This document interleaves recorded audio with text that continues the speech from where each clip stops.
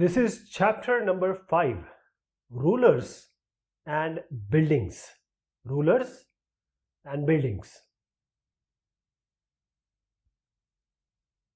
The first thing first is the Qutub Minar.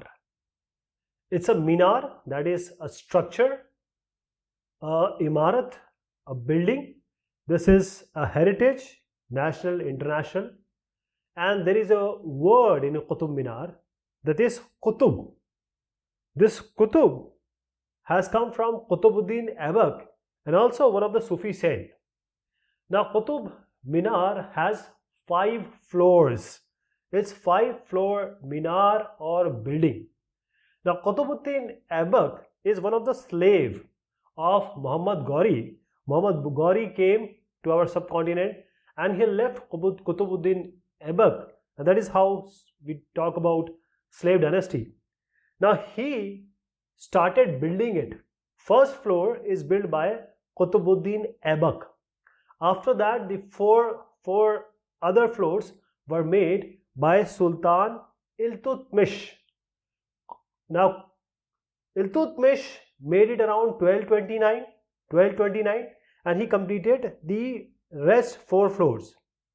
And because this is a minar, this is a building construction which is quite straight. Its taper means the width in the bottom is higher than the upper part. Now this is straight one. So whenever there was a mild earthquake, lightning, or other man-made situations, there needs some repair all the way along. So we have Alauddin Khilji, Muhammad bin Tughlaq, Firoz Shah Tughlaq, and Ibrahim Lodi. They all repaired the famous Qutub Minar. Delhi, Mehroli, there is an area where you also see this 300 kilo one iron tower. So 1199 Qutubuddin Aibak, he started constructing this Qutub Minar. Now we know various things from here. First of all, this is the first chhajja or balcony. The first balcony.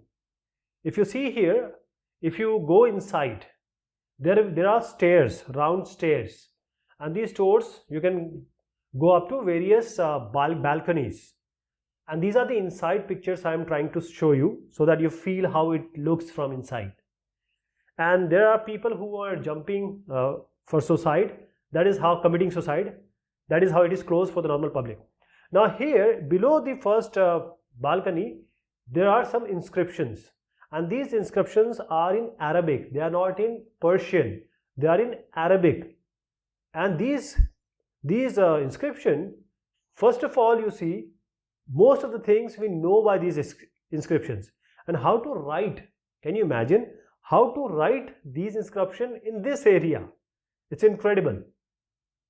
So first thing is that what the Mughals and the Delhi Sultanates have made, it's artistic.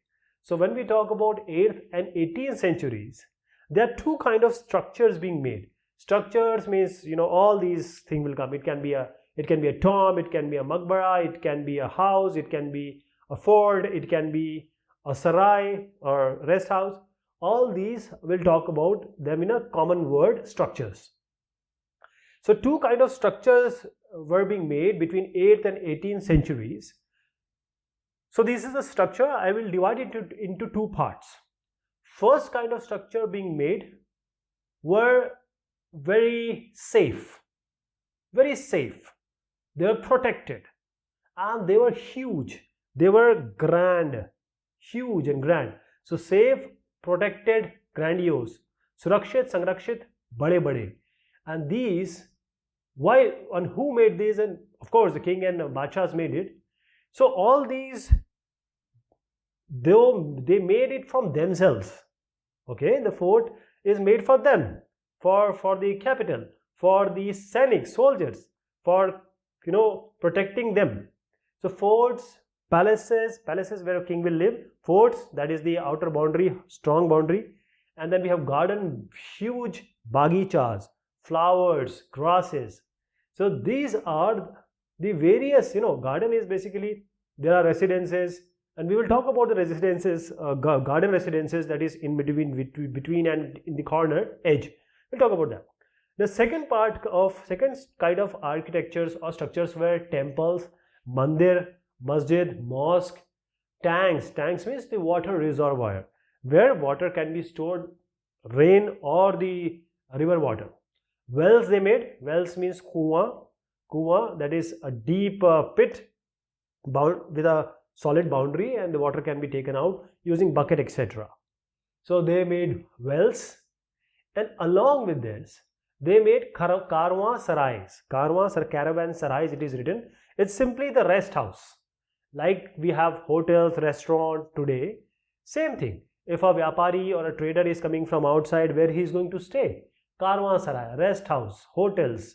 So it was karwan sarai. And the final is bazaar. Bazaar, of course, people are going to buy their daily stuff. There will be trading going on. So bazaars.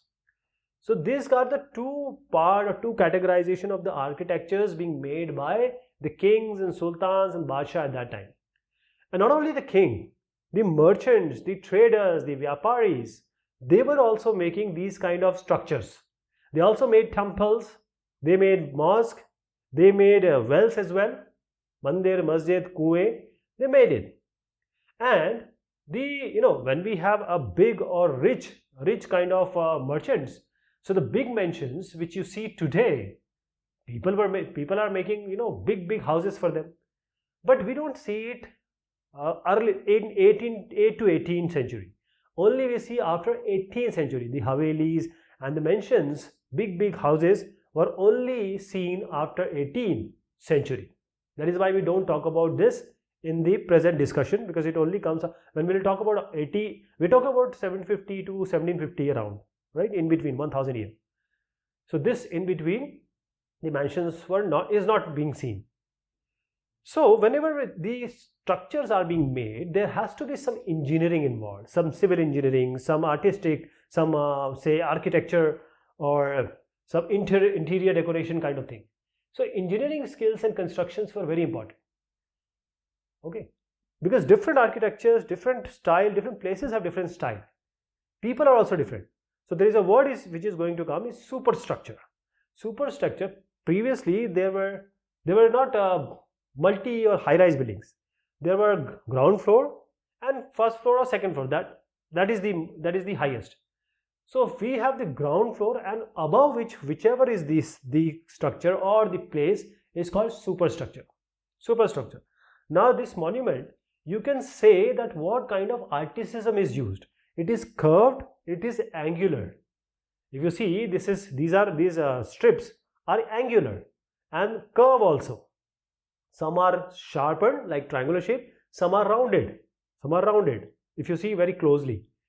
So we have the round also and the curved and angular structure. So a monument can easily tell us what kind of construction technology has been applied or being used. For example, just take a house, simple room, hut.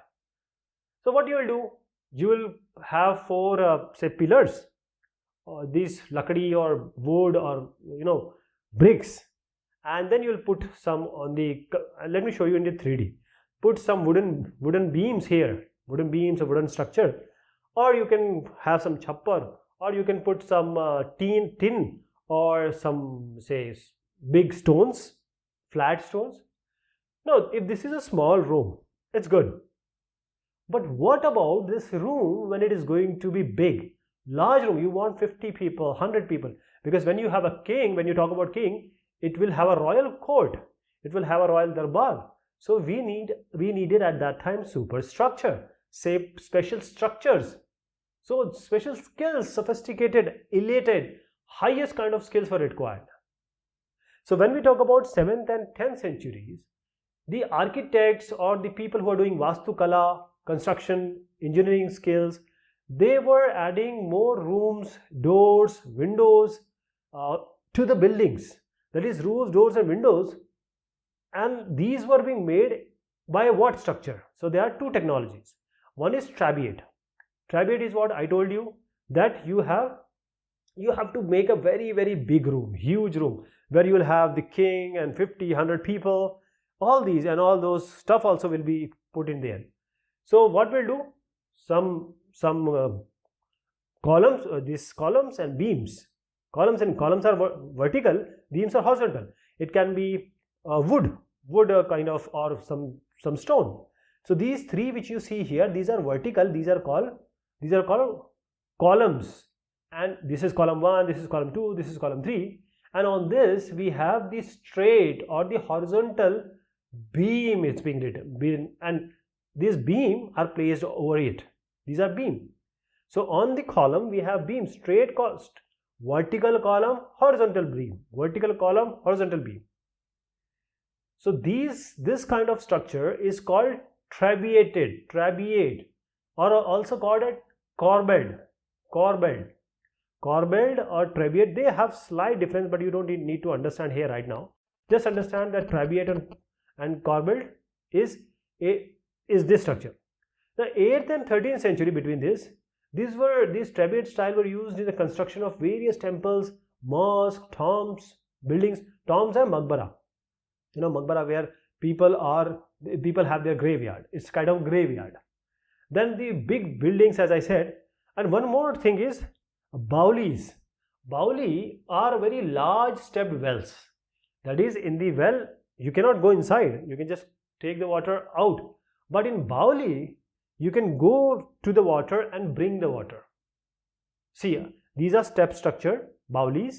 They are step structure, means say if you are standing here, then the water is here. It is specifically, sometimes used for the rainwater harvesting. Water is coming in the rain and that is filled, and that may be used for later purposes. So sometimes it is open, but sometimes it is closed also. So when it is closed, it will use the trabeate architecture. That is, two vertical columns, and then we have a beam passing through it, and in between they are, see, I'll show you a structure. This is a masjid called Quwwat al-Islam Mosque. Quwwat al-Islam, 12th century I'm talking about. This Quwwat al-Islam, if you see, these are two bases, and we have a straight column of this beam passing it. So we have two columns and a beam. And other architecture is rounded, and sometimes it is not sharp at the above. That is why we have difference of trabeate and corbelled. Otherwise they are same. Now in this time which I am talking about, certain technologies also changed, styles also changed, kalakari changed. So there were two kind of change. First thing is, I am talking about 12th century, right? Means 1100 to 1200. There was a arcuate, dhanushakar, chapakar, arcuate, in the form of an arc, in the form of a semicircle. This kind of structures was being used. So we had a base. Okay, now we put these stones and other stuff. So these stones are being placed like this. Okay, they all are very, very, cautiously being placed. And finally, in between, when they go up, there is a wedge. There is a stone. That stone is called a cornerstone. This is a wedge. This is a pathar.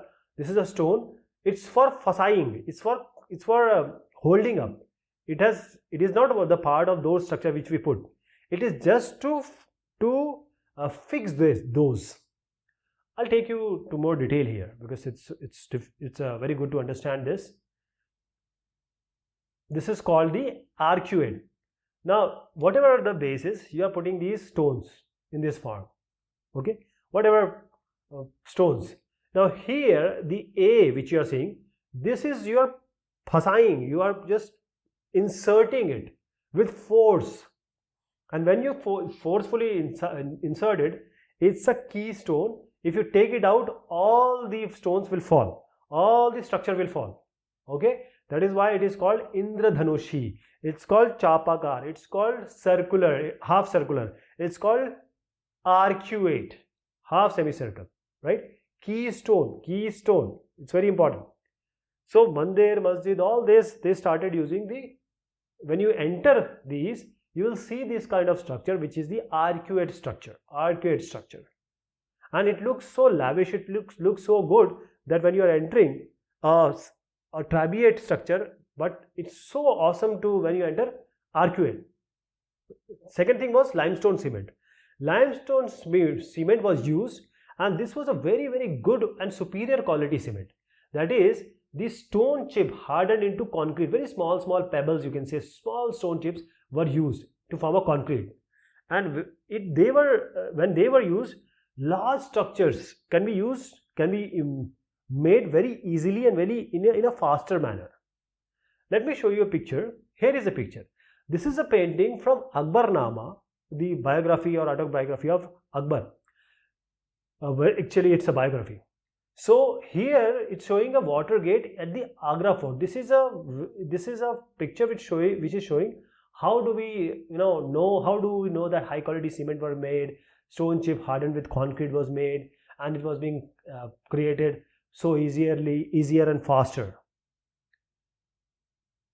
Coming to building temples, mosques and tanks. Building mosque and temples. Mandir, masjid, water reservoir. So there are certain names which are going to come. First thing is, why temples and mosques were made with so much valor, so much interest, so much of enthusiasm. First of all, it is a place of worship. We know every one of us is very emotional about God, right? Political party also use it, So we have this worship place. So if a king, he wants to show his power. He wants to show his wealth. He wants to show that he has a love for his God. So power, wealth, and the love to the God, the devotion to the God.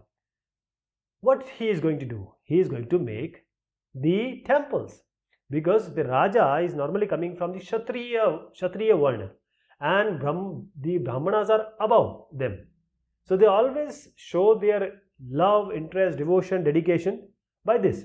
So this mandir, this temple you see, excuse me, is Rajeshwara temple. This is called RRT, Rajeshwara temple. So here is an inscription properly being given here, and this was built by King Rajadeva. Who made it? Rajadeva. He made Rajeshwara temple. The god name is Rajeshwaram. Okay, Rajeshwara temple by Rajadeva for Rajeshwaram. He made not this one, but many temples, but this is a special one we need to ponder upon. Let me tell you again.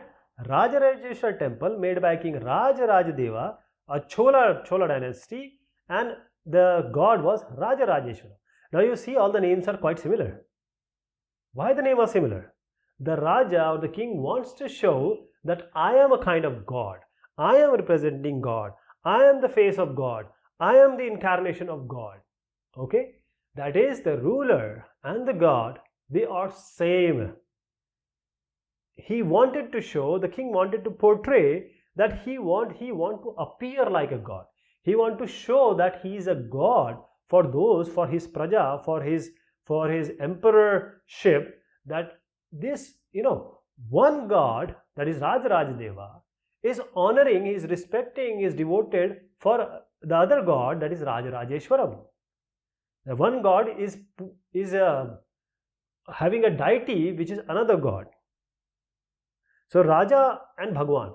So king has his own men. The Bhagwan, or there are more than 30 crore gods. So a Bhagwan or a deity will have their small deities.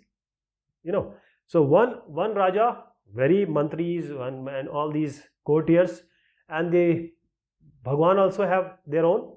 So when this Rajeshwaram Mandir was filled with Raja, when they were doing the puja archana, that is rituals, it is being seen that he is actually like the God with all these smaller gods, and he has brought this God nature, this God from the upper asman to the people out there. So he is doing the just rule for God of the gods on earth. But the Muslim Sultan and the Badshah, they never claimed that they are God. They never claimed. Like the Rajadeva, he claimed that I am a God. But in Islam, it's very clear that there is only one God, and He is only the one God. But if you see the Persian court chroniclers, they have written it clearly that though the Sultan was not a god, but he was a shadow of God. He was a shadow of God. Shadow means parchai, pratibimba. So if I can tell you, there is a difference. See, Quwwat al-Islam Mosque, it's clearly being mentioned in the inscription that Alauddin Khilji was given, or he has become a king because he has the quality of Hazrat Musa and Hazrat Suleiman. That is, in Bible if you go, that is Moses and Solomon. Moses, Solomon, in English we say, in Arabic and Urdu and Hindi, Hazrat Musa, Hazrat Suleiman. So these were lawgivers, great lawgivers of the past. They were the just people, means just, they'll do all with the just. People would respect them. So that is how they have said that Alauddin Khilji was actually representing the Moses and Solomon. I hope you got the idea. Okay. So this is how the difference of Rajarajdeva and the Muslim sultans were there. Because everyone knows that the greatest lawgiver and the architect was God himself in Islam. Muslim, only Ishwar Allah. So no one can claim that we are Allah. Only one God. And that also God, we don't know. There is no picture. Muslims have no pictures. So only one God is there. So you also see the plan of Jama Masjid built by Shah Jahan on the left. This is the capital in Shah Jahanabad. Okay. Now there are two types of mandir. Very important. Difference also we need to know. Two types of mandir. If you are preparing for IAS or other exams, this is very important. First temple is at North India. Khajuraho, you know that you can understand this is a Khajuraho complex. South India. This is North Mandir and South Mandir. North Mandir is made by Nagar architecture. South Mandir, the architecture used is Dravidian architecture. It's a Dravidian Vastu Kala or architecture. The first mandir or temple you see is Kandariya Mahadev. The name of the temple is Kandariya Mahadev. The name of the second mandir or temple is Rajarajeshwara Mandir. Rajarajeshwara temple. Now the Kandariya Mahadev Mandir is where? Is at Khajuraho complex. Okay, and it was being made by whom? The Khajuraho is the place that is also a UNESCO heritage. Now Rajarajeshwara temple, it's at Tanjavur or Tanjore. The important thing is Rajarajeshwara, it's a Chola dynasty. Chola dynasty made it, so it was made under Chola dynasty. And this North Indian Kandariya Mahadev was made by 999 Chandel dynasty. Chandel dynasty. Who made it? Dhangadev. King Raja Dhangadev made it. Dhangadev, Chandel dynasty. Right? Raja Dhangadeva. Now let me show you the architecture. First, let me tell you one more thing. That the Shikhar. See, in South India it's called Shikhar or Viman. Shikhar Viman. That is where the deity is, the Garbhagriha. Here it is called, north we call it Shikhar. Now if you take the height, if the height is 50 meters, this height will be 100 meters. That is, the height of the Shikhar of Rajarajeshwara temple is twice higher than the Kandariya Mahadev temple. Right? So the Garbhagriha where the deity or the main Bhagwan, main God is being put, because the Kandariya Mahadev is a Shiva temple. Lord Shiva temple. And see, now I'll take you inside. Let me take you inside now. First thing first is the entry. And the entry is quite magnificent. It is quite ornamented here. That is, when you enter, you will feel so good. When you go inside, there is a mandap. This mandap, Mahamandap, and here all the people would meet. There will be dance performed here. Because it is Shiv, so Shivji kind of dance will be there. When you go more inside, it will be Garbhagriha. Garbhagriha, that is main deity, Lord Shiva, Shivling, etc. will be put here. This is the main deity.